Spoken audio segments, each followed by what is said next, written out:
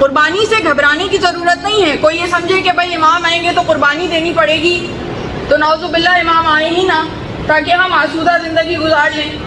تو دیکھیے اس چیز کو سمجھنے کی ضرورت ہے کہ یہ جو کھانا پینا، سونا جاگنا، اٹھنا بیٹھنا، اسے اگر کوئی آسودگی سمجھتا ہے کہ ہم آرام سے یہ زندگی بسر کر لیں، جب دھوپ ہو تو سائے میں بیٹھ جائیں، پانی چاہیے تو پانی پی لیں، کھانا چاہیے تو کھانا کھا لیں، جسم کو آرام چاہیے تو آرام کر لیں، تو یہ آسودہ زندگی تو جانور بھی گزارتا ہے.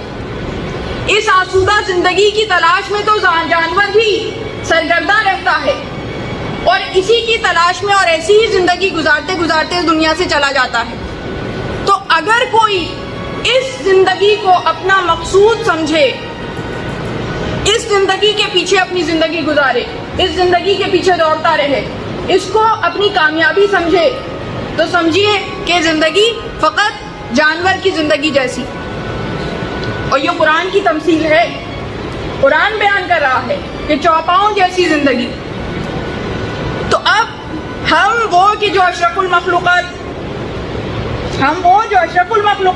تو اب اگر اشرف المخلوقات ہوتے ہوئے اور اتنے خوش نصیب ہوتے ہوئے کہ آل محمد سے ہمارا تعلق استوار ہو گیا، اس گھرانے میں پیدا ہو گئے جہاں محبت آل محمد ہے، جہاں مودت آل محمد ہے، جہاں ولایت معصومین پہ یقین موجود ہے، جب اتنے خوش نصیب پیدا ہو گئے، تو اب اگر جانور جیسی زندگی کے پیچھے پوری زندگی اپنی صرف کر دیں تو پھر ہم سے بڑا بد نصیب کوئی نہیں ہوگا، ہم سے بڑا بد نصیب کوئی نہیں ہوگا.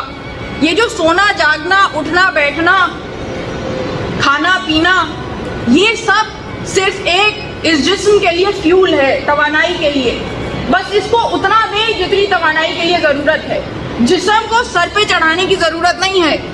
آج کل جو 90% بیماریاں ہیں وہ اس لیے ہے کہ ہم نے اس جسم کو مقصد بنا لیا اپنی زندگی کا. ہر وقت اس کے کھانے کی فکر میں، ہر وقت اس کے آرام کی فکر میں، ذرا سی تکلیف برداشت نہیں کر سکتے. ہر ایک اپنے کمفرٹ زون میں زندگی گزار رہا ہے. ایک خاص طرح کا لائف سٹائل ہے، ایک خاص طرح کا روزانہ کا معمول ہے، اس پہ زندگی گزاری جا رہی ہے. ایسا ہے یا نہیں؟ تھوڑی سی بھی پریشانی سامنے آتی ہے، کوئی سفری درپیش ہوتا ہے، یا یہی ہو کوئی دوپہر کا سونے کا عادی ہے، اسے پتہ چلے کل تو ایسا معمول ہوگا، کوئی گھر پہ آ جائے گا یا ہمیں کہیں جانا ہوگا تو دوپہر کا سونا مس ہو جائے گا، تو پریشانی ہو جاتی ہے. ایسا ہے یا نہیں؟ تو یہ کس وجہ سے ہے کہ جسم کو مرکز حیات بنا لیا. جسم مرکز حیات نہیں ہے، جسم مرکز حیات نہیں ہے. یہ تو ایک وہیکل ہے، ایک گاڑی کی طرح ہے جو آپ کو منزل تک پہنچانے کے لیے پروردگار عالم نے آپ کو عطا کی ہے.